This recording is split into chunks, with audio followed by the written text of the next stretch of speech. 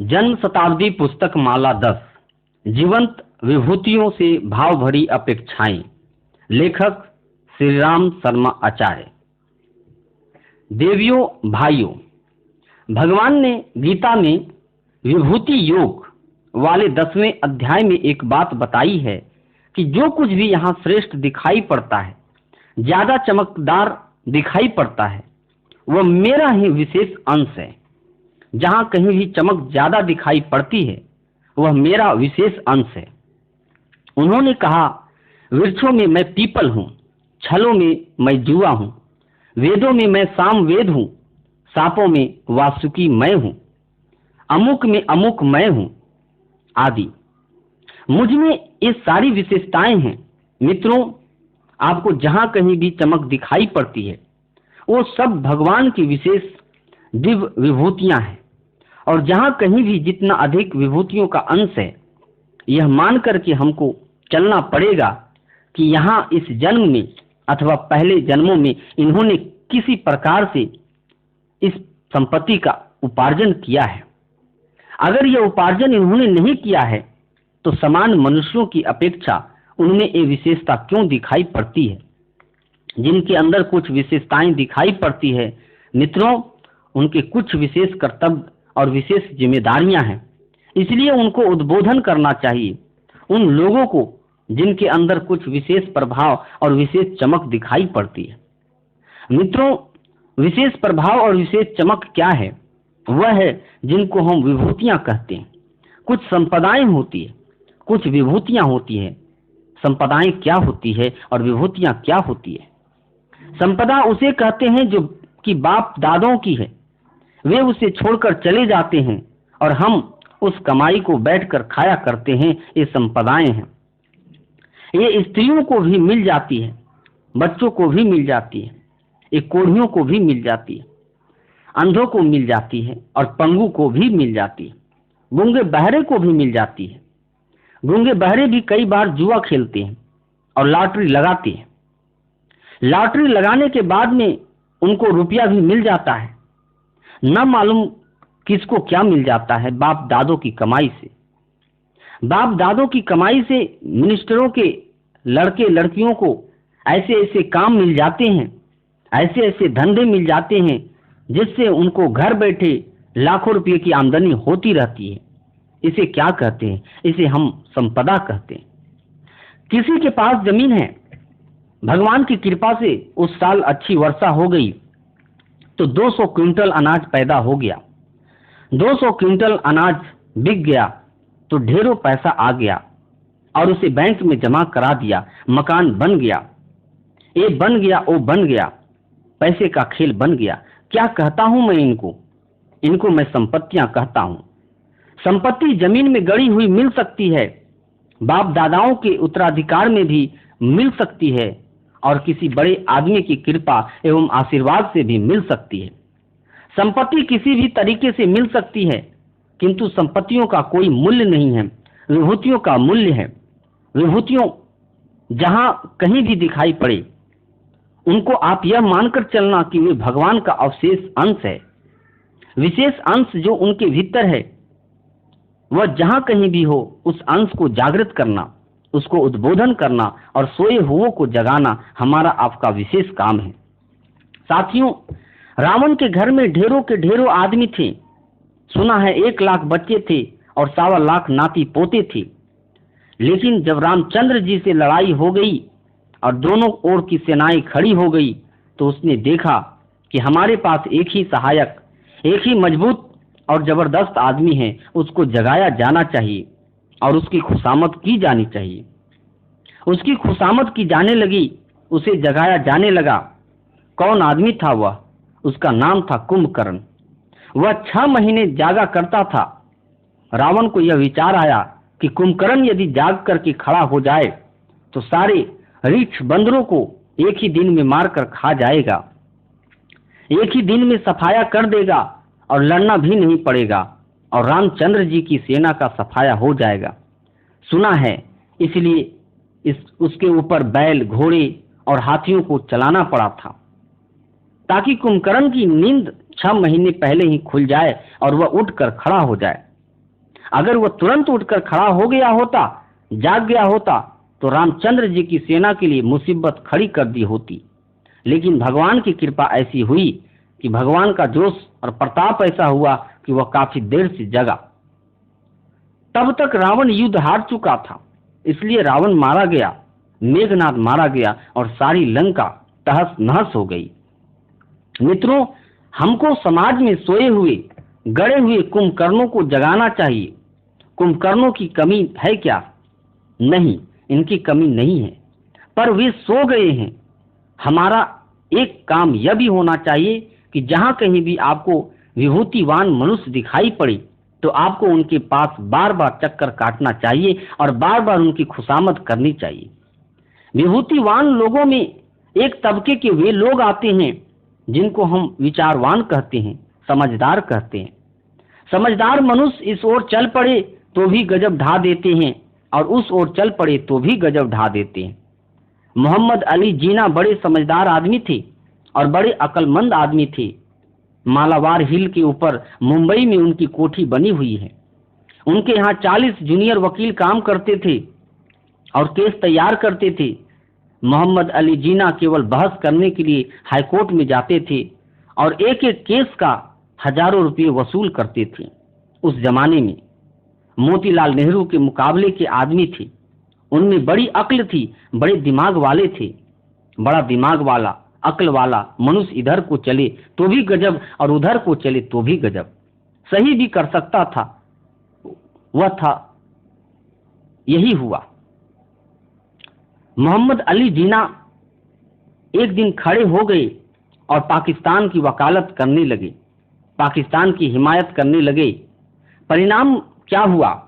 परिणाम यह हुआ कि सारे पाक परस्तों के अंदर उन्होंने एक ऐसी बगावत का मादा पैदा कर दिया, ऐसी लड़ाई पैदा कर दी, जिहाद पैदा कर दी और न जाने क्या क्या पैदा कर दिया कि एक ही देश के लोग एक दूसरे के खूनी हो गए, बागी हो गए।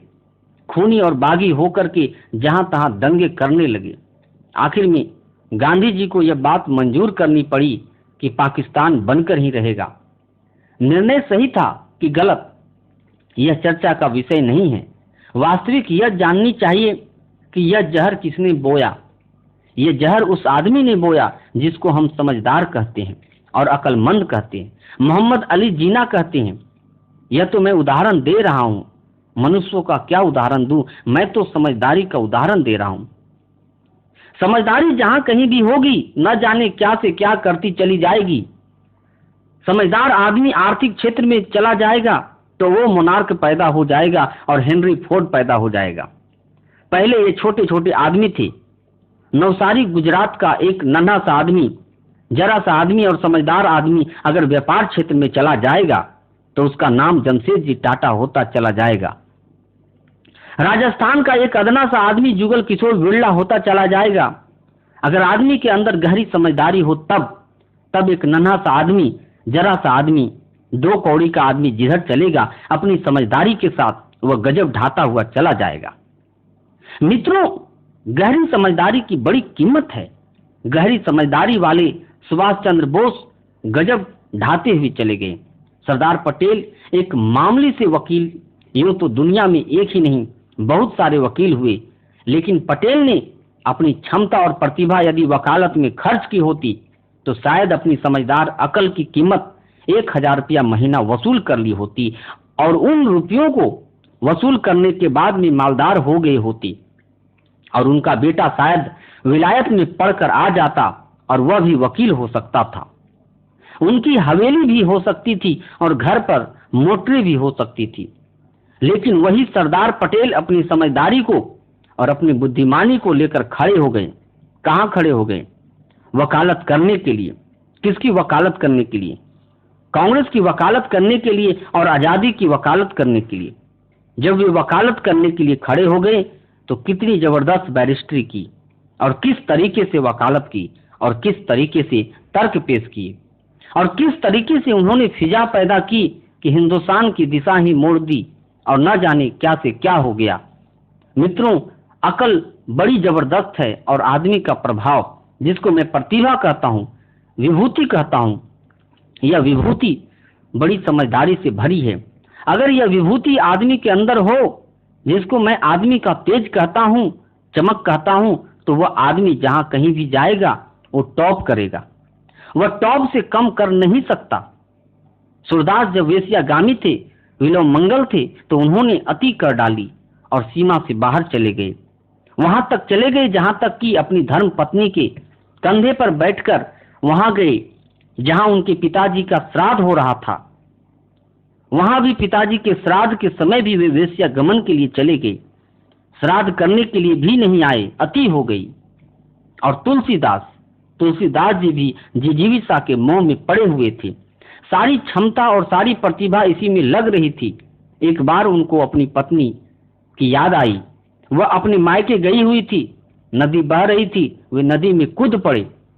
नदी में कूदने पर देखा कि अब हम डूबने वाले हैं और कोई नाव भी नहीं मिल रही है। तभी कोई मुर्दा बहता हुआ चला जा रहा था। बस वे उस मुर्दे के ऊपर सवार हो गए और तैरकर नदी पार कर ली। उनकी बीवी छत पर सो रही थी। वहां जाने के लिए उन्हें सीढ़ी नहीं दिखाई पड़ी, रास्ता दिखाई नहीं पड़ा। वहां पर नाले के ऊपर एक सांप टंगा हुआ था। उन्होंने सांप को पकड़ा और सांप के द्वारा उछलकर सत पर जा पहुंचे। कौन जा पहुंचे? तुलसीदास। यही तुलसीदास जो हिम्मत वाले, साहस वाले तुलसीदास बन गए, प्रतिभा वाले तुलसीदास बन गए, तब वे संत हो गए।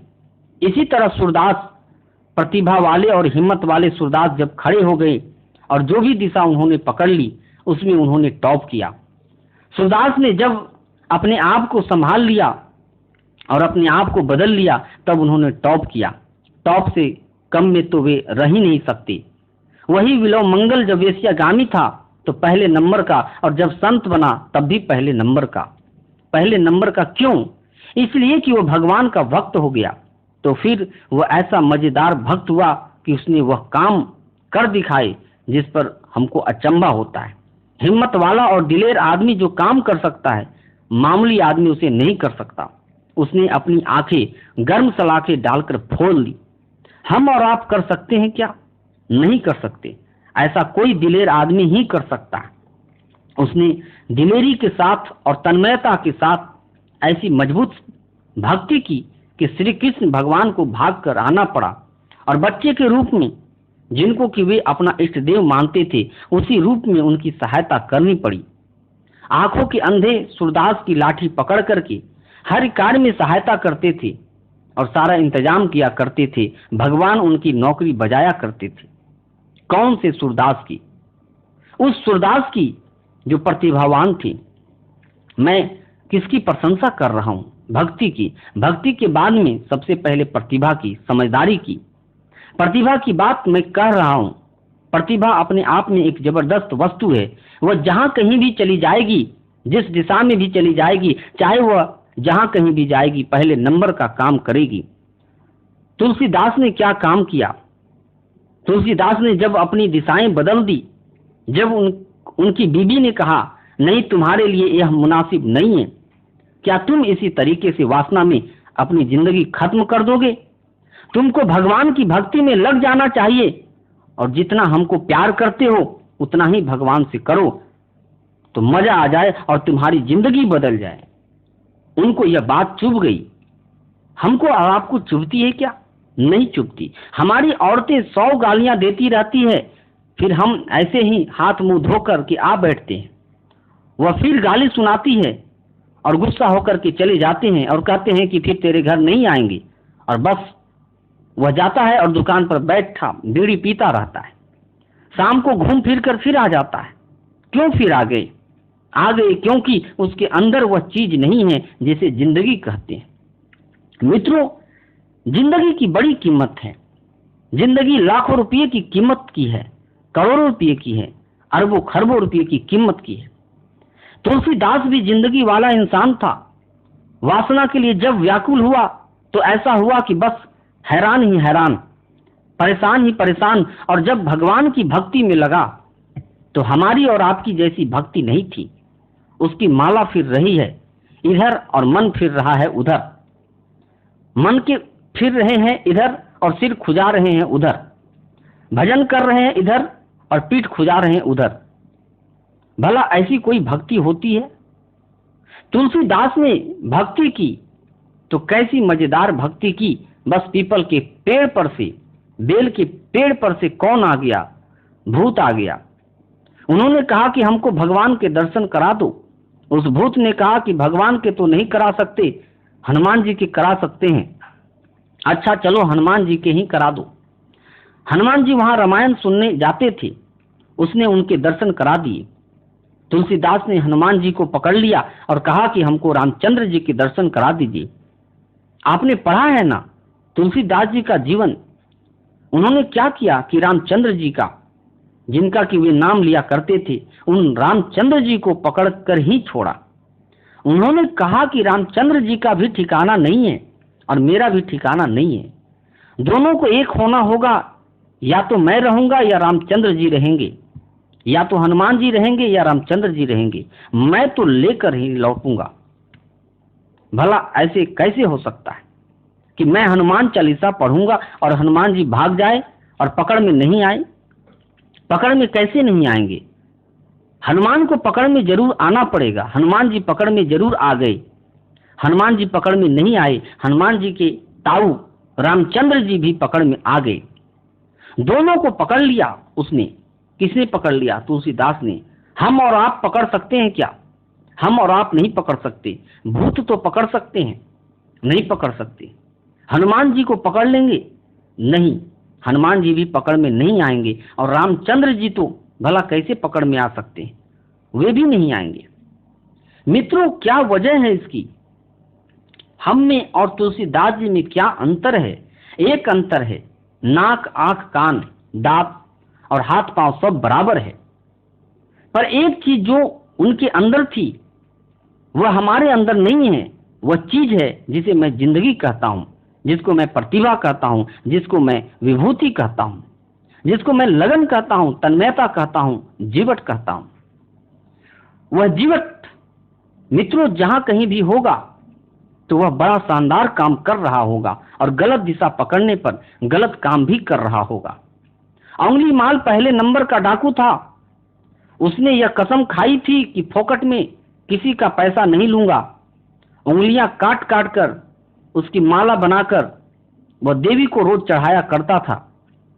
अगर कोई कहता कि अरे भाई पैसे ले ले, पर उंगली क्यों काटता है हमारी, वह कहता है वाह, फोकट में दान में नहीं लेता हूं। पहले तेरी उंगली काटूंगा तो मेरी मेहनत हो जाएगी, फिर उस मेहनत का पैसा ले लूंगा। ऐसे मुफ्त में कैसे ले लूंगा किसी का पैसा? इस तरह वह रोज एक साथ उंगलियां काट काट करके उसकी माला देवी को पहनाया करता था। कौन? खूंखार अंगुली माल डाकू। लेकिन जब उसने पलटा खाया तो कैसा जबरदस्त पलटा खाया, आपको मालूम है ना। अंगुली माल जब तक डाकू था तो पहले नंबर का, और जब संत हो गया तो उसने हिंदुस्तान से आगे जाकर के सारे के सारे विदेशों में, मिडिल ईस्ट में वो काम किए कि बस तहलका मचा दिया। वह जहां कहीं भी गया अपने प्रभाव से दुनिया को बदलता हुआ चला गया। मित्रों, क्षमताएं जिनके अंदर हैं, प्रतिभाएं जिनके अंदर है, वह कहीं से कहीं जा पहुंचता है। आम्रपाली जब तक वेश्या रही तो पहले नंबर की रही। राजकुमार, राजाओं से लेकर सेठ साहूकार तक उसकी एक निगाह के लिए, उसकी एक चितवन और एक इशारे के लिए ढेरों रुपये खर्च कर डालते थे और उसके गुलाम हो जाया करते थे। लेकिन जब आम्रपाली अपनी करोड़ों की संपत्ति को लेकर भगवान बुद्ध की ओर चली गई तो न जाने क्या से क्या हो गई। और सम्राट अशोक ऐसा खूनी था कि उसने खानदान के खानदान समाप्त कर दिए थे। सभी शाही खानदानों को एक ओर से उसने मारवा डाला। मुसलमानों ने एक आध को मारा था, लेकिन उसने तो किसी को जिंदा ही नहीं छोड़ा। ऐसा खूनी था अशोक। उसने चंगेज खान, नादिर शाह और औरंगजेब सबको एक किनारे रख दिया था। जहां कहीं भी हमले किए वहां खून की नदियां ही बहाता चला गया। लेकिन मित्रों, जब उसने पलटा खाया और जब अपने आप में परिवर्तन कर डाला तो फिर वह कौन हो गया? सम्राट अशोक हो गया, जिसने बौद्ध संघ और बौद्ध धर्म का सारा संचालन किया। आज जो हमारे झंडे के ऊपर और हमारे सिक्कों नोटों के ऊपर 3 शेर वाला निशान बना हुआ है, वह सम्राट अशोक की निशानी है। और जो हमारे राष्ट्रीय ध्वज पर 24 धुरी वाला और 24 पंखुड़ी वाला चक्र लगा हुआ है, यह क्या है? यह सम्राट अशोक के द्वारा पारित किया और प्रतिपादित किया हुआ धर्म चक्र परिवर्तन है, जिसको हमने राष्ट्रीय झंडे के ऊपर स्थान दिया हुआ है। ये किसकी हिम्मत, किसकी दिलेरी थी, किसकी बहादुरी थी? उसकी थी जो डाकू था और खूंखार था। मित्रों, भगवान जहां कहीं भी अपना अंश देता है, विभूति देता है, उसके अंदर चमक होती है, लगन होती है, उसके अंदर तड़प होती है। और मुर्दे हमारे और आपके जैसे होते हैं, सांस लिया करते हैं। भगवान की जब पूजा करते हैं तो भी ऐसे ऐसे सिर हिलाते रहते हैं और सांस लेते रहते हैं। सेवा करने जाते हैं तो वहां भी निठल्ले की तरह पड़े रहते हैं। सत्संग करने, शिविर करने आते हैं तो यहाँ भी मौसी जी, मौसा जी की याद सताती है। मित्रों, ये क्या होता है? ये मैं किसकी कहानियां सुना रहा हूं? मुर्दे की, जिंदा आदमियों की भी कह रहा हूं। आपके जिम्मे मैं एक काम सुपुर्द कर रहा हूं कि जहां भी आपको जिंदा आदमी मालूम पड़े, जिंदा दिल आदमी मालूम पड़े, आप उनके पास जाना, आप उनको मेरा संदेश लेकर के जाना और खुशामद करने के लिए जाना और यह कहना कि भगवान ने जो विशेषताएं आपके अंदर दी है, आपके अंदर जो प्रतिभाएं है, जो क्षमता है और जो आपके अंदर विशेषता है, उसके लिए भगवान ने निमंत्रण दिया है, समय ने निमंत्रण दिया है, युग ने निमंत्रण दिया है, मनुष्य जाति के गिरते हुए भविष्य ने। और यह कहा है कि पेट भरने के लिए आपको जिंदा रहना काफी नहीं है। पेट तो मक्खी मच्छर भी भर लेते हैं, कीड़े मकोड़े और कुत्ते भी भर लेते हैं। किसी ने जलेबी खा ली तो क्या, और मक्का की रोटी खा ली तो क्या। खाने के लिए आदमी को पैदा नहीं किया गया है, औलाद पैदा करने के लिए आदमी को पैदा नहीं किया गया है। खाने के लिए और औलाद पैदा करने के लिए सूअर को पैदा किया गया है, जो एक एक साल में 12-12 बच्चे पैदा कर देता है। गंदी गंदी चीजें खा करके भी हट्टा कट्टा होकर मोटा पड़ा रहता है। पेट भर गया, बस खराटे भरता रहता है। पेट भरने के लिए इंसान को पैदा नहीं किया गया है। मित्रों, इंसान बड़े कामों के लिए पैदा किया है। इंसान की जिंदगी कई लाख योनियों में घूमने के बाद आती है, एकाएक कहाँ आ पाती है।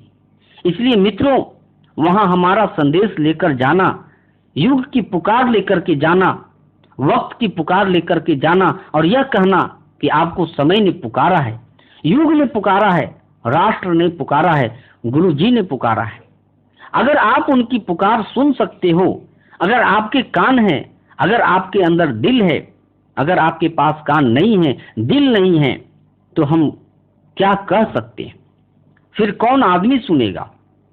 रामायण की कथा हम सुन लेते हैं और जैसे ही आते हैं पल्ला झाड़ करके आ जाते हैं। भागवत की कथा हम सुन करके आते हैं, व्याख्यान हम सुन करके आते हैं और जैसे ही आते हैं पल्ला झाड़ करके आते हैं। चिकनी घड़े के तरीके से हमारे आपके ऊपर कोई प्रभाव नहीं पड़ता। मित्रों, आप वहां जाना और लोगों से यह कहना कि अगर कहीं आपके अंदर जिंदा दिली हो तो आपको समय की पुकार सुननी चाहिए और युग की पुकार सुननी चाहिए। समय की मांग को पूरा करनी चाहिए और युग की मांग को पूरा करना चाहिए। और महाकाल ने, भगवान ने जहां आपको बुलाया है वहां आपको चलना चाहिए। हनुमान जी भगवान की पुकार सुनकर चले गए थे, रीछ और बंदर चले गए थे, गिलहरी चली गई थी। आपके लिए क्या यह संभव नहीं है? क्या आप इस लोभ और मोह से, अपनी वासना और तृष्णा के बंधनों को काटते हुए अंगद के तरीके से चलने के लिए तैयार हैं? मित्रों, मैं आपको अंगद के तरीके से संदेशवाहक बनाकर के भेजता हूं। मेरे गुरु ने मुझे संदेशवाहक बनाकर भेजा। हिंदुस्तान से बाहर कई बार अंगद की तरह से मैं केवल संदेशवाहक के रूप में गया हूं। मैंने कोई व्याख्यान नहीं दिए और न संगठन किए, सारे के सारे देशों में, विदेशों में और न जाने कहां से कहां गया, लेकिन अपने गुरु का संदेश लेकर के गया। मैंने लोगों से कहा, देखो, अपने को बदलो, समय बदल रहा है, परिस्थितियां बदल रही है। धन किसी के पास रहने वाला नहीं है। अगले दिनों में, थोड़े दिनों में आप देखना कि धन किस तरीके से गायब हो जाता है। राजाओं के राज किस तरीके से चले गए, यह हमने और आपने देख लिया। आपने देख लिया कि थोड़े दिनों पहले जो लोग राजा कहलाते थे, सोने चांदी की तलवारें लेकर हाथी पर चला करते थे, आज वे किस तरीके से अपनी दोनों वक्त की रोटी की जुगाड़ कर रहे हैं। साथियों, जहां कहीं भी जाएंगे वहां आप लोगों से कहना कि समय बहुत जबरदस्त है। समय सबसे बड़ा है, धन बड़ा नहीं है। जहां कहीं भी विभूतियां आपको दिखाई पड़ती हो वहां आप हमारे संदेशवाहक के रूप में जाना। जैसे कि हमारे गुरुजी ने सारी दुनिया के जबरदस्त आदमियों के पास और भावनाशील आदमियों के पास हमको संदेश देकर भेजा। मित्रों, आपको समय से पहले बदल जाना चाहिए, नहीं तो आपको पश्चाताप ज्यादा करना पड़ेगा। जब कोई डाकू चीजें छीन ले जाता है तो आदमी को ज्यादा अफसोस होता है, लेकिन अगर अपने हाथों से किसी भिखारी को दे देता है, स्कूल की इमारत बनाने के लिए दे देता है, तो उसको संतोष होता है। पैसा तो चला गया ना, चाहे वो डाकू ले गया हो तो भी और चाहे स्कूल बनाने के लिए दे दिया तो भी, लेकिन अपने हाथ से देने पर संतोष रहता है। अतः आपको लोगों से यह कहने के लिए जाना है कि अब युग बदल रहा है, समय बदल रहा है, युग की धाराएं बदल रही है, धन के बारे में मूल्यांकन बदल रहा है। धन लोगों के पास रहने वाला नहीं है, धन बहुत तेजी से चला जाने वाला है। आप देख नहीं रहे हैं क्या गवर्नमेंट क्या क्या कर रही है? मृत्यु टैक्स लगा रही है, संपत्ति टैक्स लगा रही है और दूसरे टैक्स लगा रही है। अब अगले दिनों जो गवर्नमेंट आने वाली है, अगले दिनों जो समय आने वाला है, उसमें रसिया वाला कानून लागू हो जाएगा, चाइना वाला कानून लागू हो जाएगा। हमको और आपको बस हाथ पांव से मेहनत करनी पड़ेगी, परिश्रम करना पड़ेगा, और उस मेहनत के बदले में जो खुराक हमको मिलनी चाहिए, जो रोटी मिलनी चाहिए, वह मिल जाएगी। खुराक की सारी चीजें मिल जाएगी। साथियों, लोगों से कहना कि आपको भगवान ने जो विभूतियां दी है, क्षमताएं दी है, उसका सवाब आप उठा सकते हैं, लाभ उठा सकते हैं।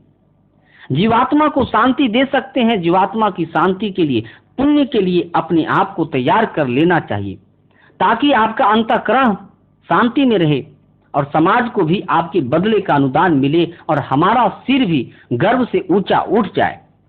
समय से पहले हम अंगत के तरीके से इसलिए आपके पास आए हैं ताकि यह बता सके कि आपको वक्त रहते बदल जाना चाहिए और लाभ उठा लेना चाहिए। इसलिए मित्रों, जहां कहीं भी क्षमताएं दिखाई पड़े, प्रतिभाएं दिखाई पड़े, वहां आप हमारे संदेशवाहक के रूप में जाना और खास तौर से उनसे प्रार्थना करना, अनुरोध करना। पूर्व में मैंने विभूतिवानों को संबोधित किया था और उनका आह्वान किया था कि आपकी जरूरत है। भगवान ने आपको विशेषताएं दी है, उसकी उसे जरूरत है। लड़ाई युद्ध का जब वक्त आता है तो नौजवानों की भर्ती कंपलसरी कर दी जाती है, और जो लोग बूढ़े होते हैं उनको छोड़ दिया जाता है। कंपलसरी लड़ाई में सभी नौजवानों को, चौड़े सीने वालों को पकड़ लिया जाता है और फौज में भर्ती कर लिया जाता है। कब? जब देश पर दुश्मन का हमला होता है। मित्रों, जो नौजवान हैं, प्रतिभावान हैं, विभूतिवान हैं, उनसे मेरा संदेश कहना। लेकिन जो व्यक्ति मानसिक दृष्टि से बूढ़े हो गए हैं, वे जवान हो तो क्या, सफेद बाले वाले बूढ़े हो तो क्या, हमको उनकी जरूरत नहीं है। क्यों? क्योंकि वे मौत के शिकार हैं। वे इसी के लिए हैं कि जब मौत को चारे की जरूरत पड़े तो वे उसकी खुराक का काम करें। ओम शांति।